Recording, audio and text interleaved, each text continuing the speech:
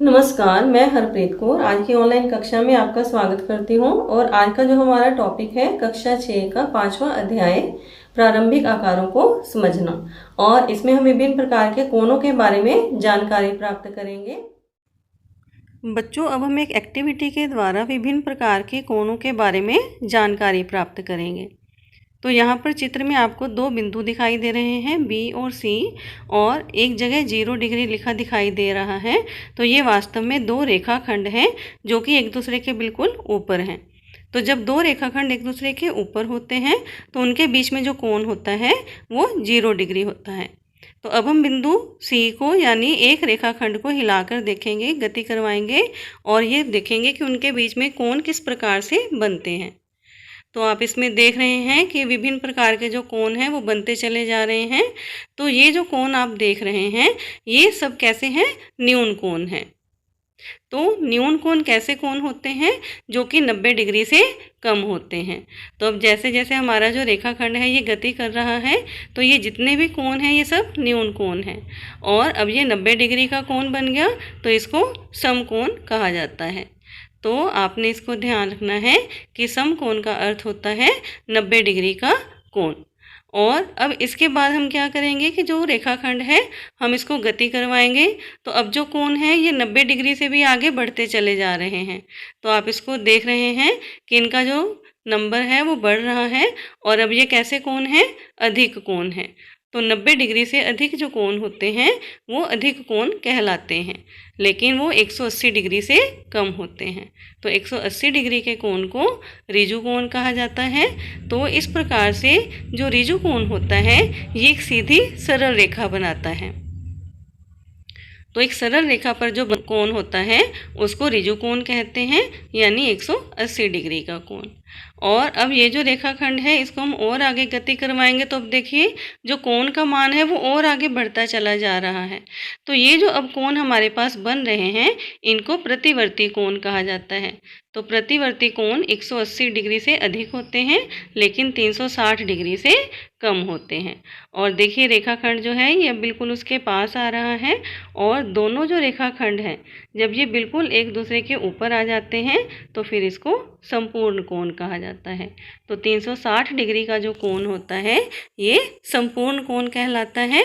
और इस प्रकार से हमने इस गतिविधि के द्वारा विभिन्न प्रकार के कोणों के बारे में जानकारी प्राप्त की। तो बच्चों, हमने सीखा 90 डिग्री के कोण को समकोण कहते हैं और समकोण से छोटे कोण को न्यून कोण कहते हैं। समकोण से बड़े और ऋजु कोण से छोटे कोण को अधिक कोण कहते हैं। तो आपने इसमें उदाहरण भी देखे हैं गतिविधि में। 180 डिग्री के कोण को ऋजु कोण कहते हैं। ऋजु कोण से बड़े और संपूर्ण कोण से छोटे कोण को प्रतिवर्ती कोण कहते हैं। 360 डिग्री के कोण को संपूर्ण कोण कहते हैं। बच्चों, आपने ये भी याद रखना है कि न्यून कोण 1/4 घूर्णन से कम होता है। समकोण 1/4 घूर्णन के बराबर होता है। अधिक कोण 1/4 घूर्णन से अधिक होता है। ऋजु कोण 1/2 घूर्णन के बराबर होता है।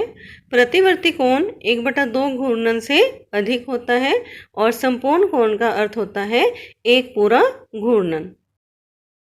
तो बच्चों, अब हम एक एक्टिविटी करने जा रहे हैं जिसमें हम एक समकोण टेस्टर बनाएंगे। और इसके लिए आप किसी भी शेप का कोई भी कागज़ ले सकते हैं। और उसके लिए आपने क्या करना है कि इस कागज़ को इस तरह से बीच में फोल्ड कर देना है। तो ये मैंने इसको इस तरह से मोड़ दिया। और अब मैं दोबारा इसको इस तरीके से इसके किनारों को आपस में मिला दूंगी। तो ये जो है ये दोनों मेरे पास इस तरह से दो फोल्ड आ जाएंगे और ये इस तरह से बीच में मुड़ जाएगा।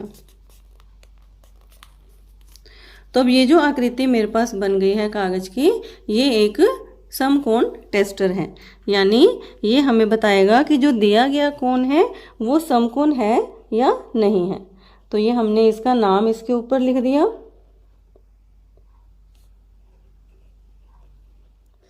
तो इस टेस्टर की ये जो दो भुजाएं हैं ये आपस में एक दूसरे के साथ समकोण बनाती हैं। तो हमने क्या किया है कि एक शीट के ऊपर इस तरह से ये कोण बनाए हुए हैं और अब हम इनको चेक करेंगे। तो सबसे पहले ये जो ऊपर वाला कोण है, मैं इस टेस्टर को इस तरह से यहाँ पे रखूँगी। तो ये आप देख रहे हैं कि इसका जो आधार है वो इस कोण के आधार के साथ नीचे यहाँ पे इसके ऊपर आ जाएगा, और दूसरी जो भुजा है ये हमें टेस्टर से बाहर दिखाई दे रही है। तो इसका अर्थ ये है कि ये जो ऊपर वाला कोण है ये हमारे पास समकोण नहीं है। अब इसके बाद इस समकोण टेस्टर को हम ये दूसरे कोण के ऊपर रखेंगे। तो यहाँ पर जब मैं इसको यहाँ पे रखती हूँ इसके आधार के ऊपर, तो अब आप देखिए कि इसकी जो दूसरी भुजा है वो हमें यहाँ पे नज़र नहीं आ रही है। और अगर मैं इसको ऊपर करूँ तो ये देखिए कि ये जो दूसरी भुजा है ये इस टेस्टर के नीचे आ रही है, यानी ये वाला जो कोण है ये भी समकोण नहीं है। और अब हम इसको जो हमारा ये तीसरा कोण है इसके ऊपर रख के देखेंगे। तो ये देखिए जैसे ही मैं इसको यहाँ पे इसके ऊपर रखती हूँ तो इसकी दोनों भुजाओं को आप आसानी से देख सकते हैं कि ये हमारे समकोण टेस्टर के साथ मेल खा रही हैं। तो इसका अर्थ ये है कि ये जो हमारा तीसरा कोण है ये समकोण है। तो ये एक बड़ी सिंपल सी एक्टिविटी है जिसको आप भी कर सकते हैं। इस आकृति को आप पहचान पा रहे होंगे, ये चांदा है जो आपने अपनी ज्योमेट्री बॉक्स में देखा होगा। तो अब हम एक एक्टिविटी करेंगे चांदा बनाने के लिए। तो इसके लिए मैंने ये एक सीढ़ी ली है पुरानी, आप इसकी जगह कोई चूड़ी भी ले सकते हैं, कोई भी गोल चीज़ आप ले सकते हैं और उसको किसी कागज़ के ऊपर रखकर इस तरीके से आप उसकी बाउंड्री बना सकते हैं। तो अगर आप चूड़ी लेते हैं तो उसको भी आप इसी तरीके से रख के आप उसके चारों साइड से बाउंड्री बना सकते हैं। तो ये आप देख रहे हैं जैसे इसके ऊपर ये निशान लग गया, तो उसके बाद इसको हमने कैंची से काट लेना है। तो ये जो है ये मैंने इसी तरीके से सीढ़ी रख के और उसका ये जो कागज़ का गोल टुकड़ा है उसको काटा हुआ है।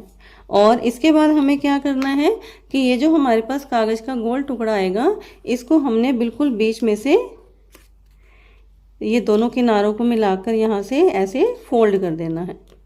तो यहाँ से हम बीच में से इसको दबा देंगे और जब हम इसको खोलेंगे तो ये हमारे पास इस तरह से एक निशान बन जाएगा। तो यहाँ से भी हमने इसको कैंची से काट लेना है। तो जैसे आप ये देख रहे हैं तो ये शीट को मैंने इसी तरीके से काटा हुआ है। अब इसके ऊपर हम प्रोटेक्टर बनाएंगे। तो उसके लिए हम क्या करेंगे कि ये जो हमारे पास इस तरह से अर्धवृत्त बना हुआ है इसको हम बीच में से फोल्ड कर देंगे। तो ये मैंने इसके जो दोनों किनारे हैं उनको आपस में मिला के यहाँ बीच में से दबा दिया। तो ये इस तरीके से आप देख रहे हैं। तो ये जो हम प्रोटेक्टर बना रहे हैं ये उसका जो 90 डिग्री वाला पॉइंट है ये हमारे पास बन जाएगा। तो यहाँ पर हमने इसको निशान लगा देना है और यहाँ नीचे भी इसको निशान लगा देंगे। तो ये हमारे पास इसमें 90 डिग्री का पॉइंट बन जाएगा। इसके बाद हम इस कागज़ को दोबारा से फोल्ड करके उसी जो मोड़ के ऊपर दोबारा हमने इसको दबा दिया और अब हम इसको बीच में से फिर एक बार फोल्ड करेंगे और इसके जो दोनों किनारे हैं उनको आपस में इस तरह से मिला देंगे। तो ये देखिए जब मैं इसको इस तरीके से कर रही हूँ तो ये मैंने इसको यहाँ से ऐसे प्रेस कर दिया और अब जब मैं इसको खोलूँगी तो ये मेरे पास यहाँ पे फिर ये और निशान मेरे को बने हुए नज़र आ रहे हैं। तो अब ये जो निशान है ये हमारे पास बनेंगे, इधर हम इसको लिखेंगे 45 डिग्री। ये हमारे पास जो बीच में पॉइंट था ये 90 डिग्री है और इसके अलावा ये जो पॉइंट हमारे पास आता है ये 135 डिग्री है। अब इसके बाद जो हमारे पास ये नीचे वाला हिस्सा है इसको हम इस तरीके से फोल्ड कर देंगे, यानी ये जो 45 डिग्री तक का हिस्सा है उसको हमने यहाँ से इस तरह से फोल्ड करके यहाँ बीच में से दबा देंगे। तो ये हमारे पास इस नीचे वाले हिस्से के 2 पार्ट बन गए। इसी तरीके से ये जो इधर से हिस्सा है तो यहाँ से भी हमने इसको फोल्ड कर दिया और इसके बाद अब हम इसको खोल देंगे। तो ये जो हमारे पास नया बिंदु आ गया इसको यहाँ पर ये हमने निशान लगा दिया और ये हमारे पास बनेगा 22.5 डिग्री का, जो कि 45 का आधा है। और यहाँ पर ये जो सबसे पहले वाला पॉइंट है ये तो 0 डिग्री हो गया और ये जो हमारे पास लास्ट में पॉइंट है ये 180 डिग्री है। और ये जो नया निशान हमारे पास बना था ये हमारे पास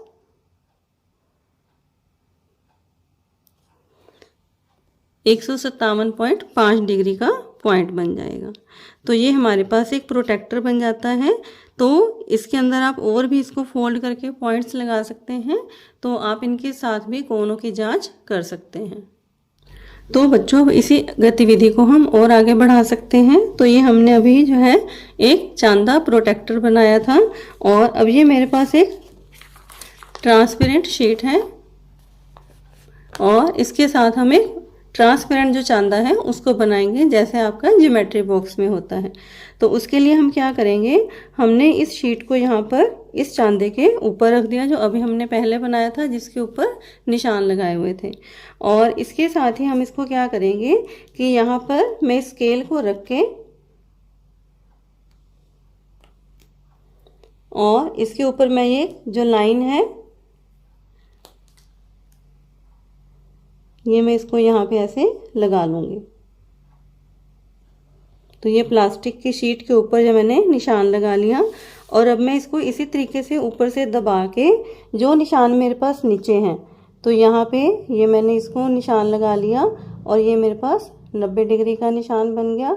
और ये जो है इसको मैंने किया तो ये 45 डिग्री का निशान बन गया। इधर से जो निशान है ये मेरे पास 22.5 डिग्री हो गया, मैंने इसके ऊपर लिख लिया।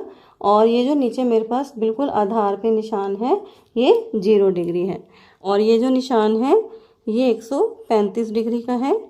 तो ये सेम वैसे ही है जैसे हम कई बार चित्रों को ट्रेस कर लेते हैं। और ये जो नीचे निशान है ये 180 डिग्री का है, और ये निशान बन जाएगा 157.5 डिग्री। और ये जो इसका मध्य बिंदु था ये भी मैंने इसके ऊपर निशान लगा लिया। तो ये मध्य बिंदु का निशान लगा लिया, और बाकी के जो निशान हैं ये भी हमने इसके ऊपर लगा लिए हैं। और अब मैं इसको जब हटाऊंगी तो ये आप देख सकते हैं कि इसके ऊपर भी ये सारे मेरे को जो निशान है वो नज़र आ रहे हैं। तो इनको भी मैं लाइन के साथ मिला सकती हूँ।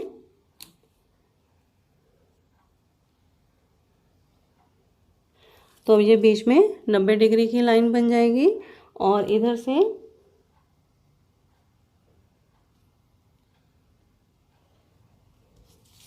तो ये हमारे पास इस तरह से एक ट्रांसपेरेंट चांदा जो है ये तैयार हो जाता है।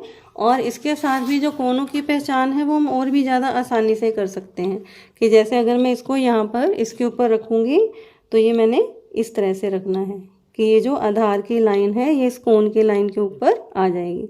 तो यहाँ से आप इसको देख पा रहे हैं कि ये जो कोन हमारे पास बना हुआ था ये 135 डिग्री का बना हुआ है। और इसी प्रकार से अगर मैं इसको यहाँ रखती हूँ तो इसको भी कोन को माप सकते हैं कि ये समकोण है या नहीं है। इसी प्रकार से ये जो हमारा तीसरा कोण था हम पहले भी इनको जांच चुके हैं समकोण टेस्टर की सहायता से। तो ये दोबारा एक बार हमारे पास पहचान हो जाएगी। तो ये देखिए ये अभी भी जो है ये समकोण बना रहा है। तो इस प्रकार से अगर आप इसको ट्रांसपेरेंट शीट के ऊपर बना लेते हैं तो इसको इस्तेमाल करना और भी आसान हो जाता है। तो ये सिंपल सी एक्टिविटीज़ हैं जिनको आप खुद भी कर सकते हैं।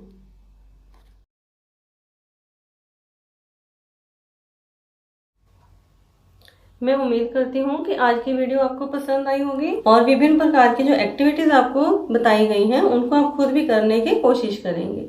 और इसी प्रकार से ये ऐसा जो एक पंखा होता है ये हम सभी ने देखा हुआ होता है, तो इसके साथ भी हम विभिन्न प्रकार के कोणों के बारे में जानकारी प्राप्त कर सकते हैं।